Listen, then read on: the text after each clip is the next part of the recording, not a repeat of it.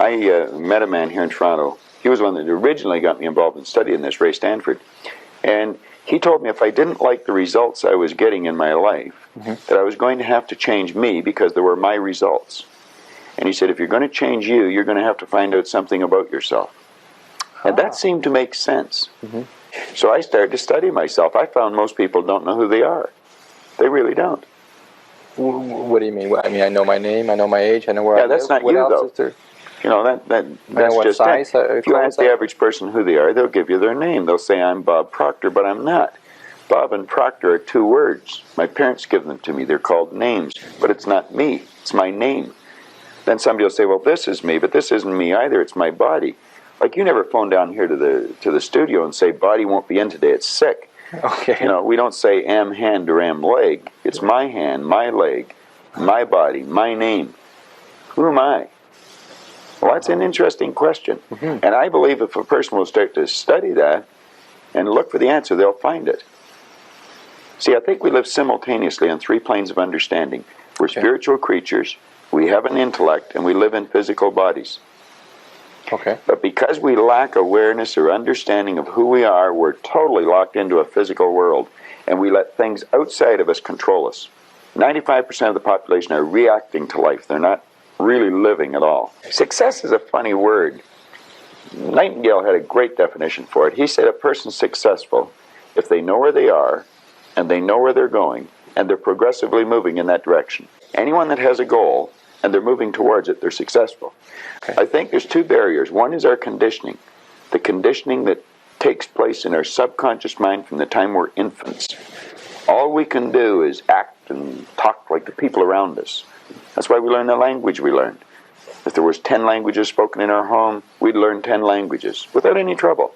That's the barrier that's inside us. The one that's outside of us is our environment. We have a tendency to act like everybody around us. It doesn't make a lot of sense, because if you study statistics, 95% of the people live their entire life and never live the way they want to live. Let's say in North America, the richest continent in the history of the world, they'll work productively, let's say for 40 of their 65 years, and they'll end up with hardly any money. So there's got to be something wrong. So there's not much. 5% of the people end up financially comfortable or independent. You see, the idea behind it is that anybody can win. Anyone at all. But if we start studying these statistics, I think we'll arrive at the conclusion, geez, I better start thinking for myself rather than follow everybody. Most people, they get a job, they look around, they see how everybody else is doing their work, and they start doing it the same way. They should stop and think, I wonder if any of these people know what they're doing. Is there a better way to do it? Just fall into line, you know, take a number, be like everybody around. Human beings aren't supposed to live that way. I think we should make a few waves. We should maybe stand out, be different. Not for the sake of being different, but because we are different. We all think different thoughts. And I believe we should start to think and build images in our mind of what we'd like to do and then set out and do it. Emerson did that, Edison did that, Marconi did that, Samuel Morse did that, Buckminster Fuller did that. We could go on and on and on. They were different, they stood out, they made a few waves. I figured if I had enough money I was going to cure all my problems. I found that wasn't true. I earned a fair amount of problems or money, and I seem to have more problems. You know, working at this for a few years, I decided that, you know, the real answer is get to know yourself a little better. And I don't think you have to go off in the Himalayas and become a guru to... I attended seminars. I went and listened to different speakers who taught something about the mind. I think the answer is in our mind if we'll start studying and trying to understand our mind. I learned that the biggest part of me you'll never see. It's non-physical. What you see here in the physical body is nothing but the physical manifestation of the higher side of my personality. And of course that's true with you, and you know, Nancy's on the camera. It's true of everyone. And what we have to study, I think, is how does this non-physical part of my mind work? Thoughts are everywhere, and we pull thoughts into our mind and we build pictures or images in our mind. What we want to understand, if I can build an image of something in my mind, I'm quite capable of building a physical replica of it in my world. So if I build an image of me as a happy, relaxed person, I can live like that. If I build an image of myself as being prosperous, I can become prosperous. Well, the first thing you do is sit down and decide what you want. If it's money you want, how much money? So you've got to be specific. You write down on a card exactly what you want. And you carry that card around and read it often, but you decide exactly what you want. And then you start to think. Now you're going to have thoughts come to your mind of why you can't get it. Mm-hmm. You have the ability in your conscious mind to reject that idea, kick it out of your mind. Thinking of why you can't do something is never going to do you any good. And keep thinking until you start to think of thoughts of how you can do it. And the way will be shown to you. It comes in the form of images in our mind. Think of how you can and not why you can't. Select a person who is already doing something that you'd like to do. Get to know that person. Go to the experts for advice. Don't ask the person next door, your mother, father, brother, or the guy that works beside you, because they don't necessarily know. There's no point in asking a person how to earn a lot of money if they're only earning $10,000 a year. They don't know. If they knew, they'd probably be earning a lot. It's like, don't go to a sick doctor if you want to get healthy. Okay. So you find someone that you can go to for advice. Get a real good book and lock into that book and start to study it. Like, I've had this one that looks like a Bible, you know. But this is Napoleon Hill's book, Think and Grow Rich. I've been reading this thing now for 23 years. I'll probably read it for another 23 years. I get another good book that I brought over here today. It's called The Power of Your Subconscious Mind. Now, I'm not getting a commission for selling this. The author's dead now. He's been gone for a couple of years. But Dr. Joseph Murphy wrote this book, The Power of Your Subconscious Mind. And that's probably one of the best books that you're ever going to find, because you're going to learn something about your mind when you read this book. The secret is, I once read in a book where it said, when you read a good book through the second time, you don't see something in it that you didn't see before. You see something in yourself that wasn't there before. You see, when I read this, I create a greater awareness. Let me just read you one line out of here, 2 lines. Okay. Hill said, the missing link in all systems of education known to civilization today may be found in the failure of educational institutions to teach students how to organize and use knowledge after they acquire it. An educated person is not necessarily one who has an abundance of general or specialized knowledge. An educated person is one who has so developed the faculties of their mind that they may acquire anything they want or its equivalent without violating the rights of others. Learning is a lifelong process. You never stop learning. We can learn to do anything. We have phenomenal powers. If we used our body like we used our mind, we'd probably just move our little finger. Okay. I would imagine that when Edison first saw the light bulb, he was fantasizing.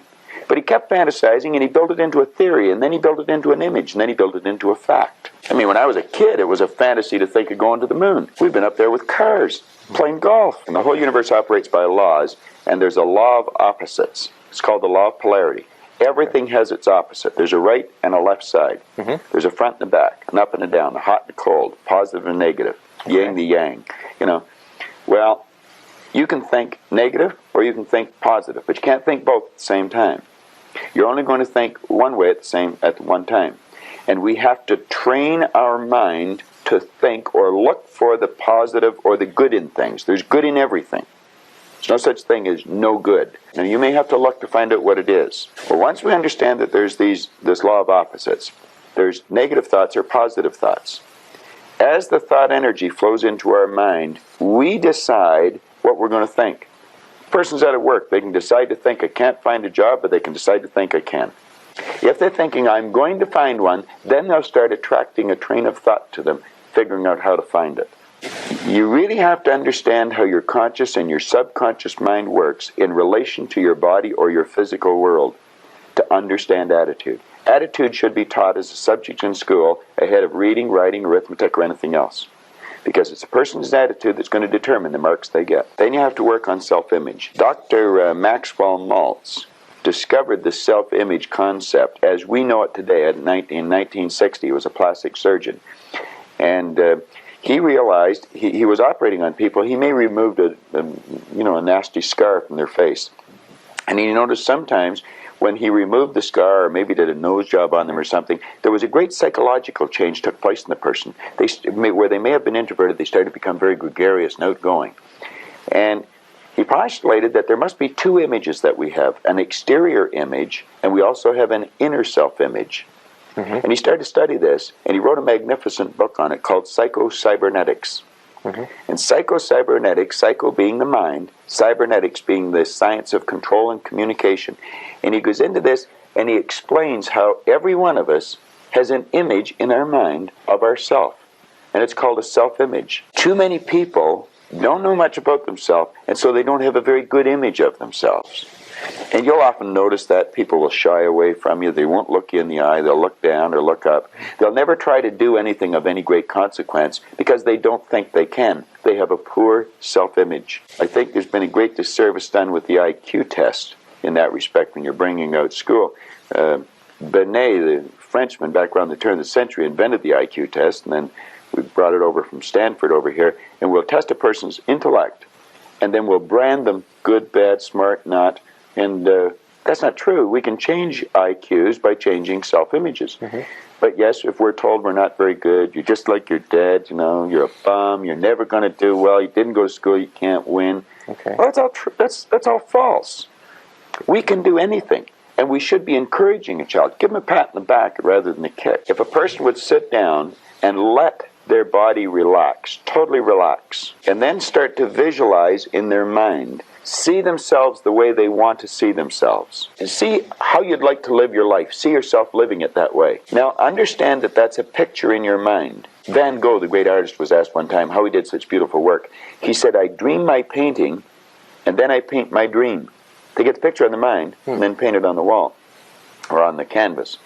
Well, if we would relax and build the image in our mind of how we'd like to see ourselves, acting in life, relating to other people, our social life, see ourselves in the position we hold, or how we make our sales presentations if we happen to be in selling or something, and then take that picture and describe it, write it out in the present tense. I am so happy now that I see myself, and write it out. Now, a lot of people will laugh at this and say, that doesn't make any sense. It makes a lot of sense. They can't tell you why it doesn't. I could spend hours telling you why it does, and I could explain it in such detail that everyone would understand it. But write out a description of how you'd like to see yourself. Start to read it, and read it, and read it, and read it every day. Carry it around and keep reading it. We become what we think about. Now, it may be fantasy at first. It might even appear to us as being a lie. But if you read it often enough, you'll start to believe it. And when William James said, believe and your belief will create the fact, you will see the person's personality change. I watch people in the seminars, personality change right in front of my eyes. And all they're doing is starting to see themselves different. They're starting to think different thoughts.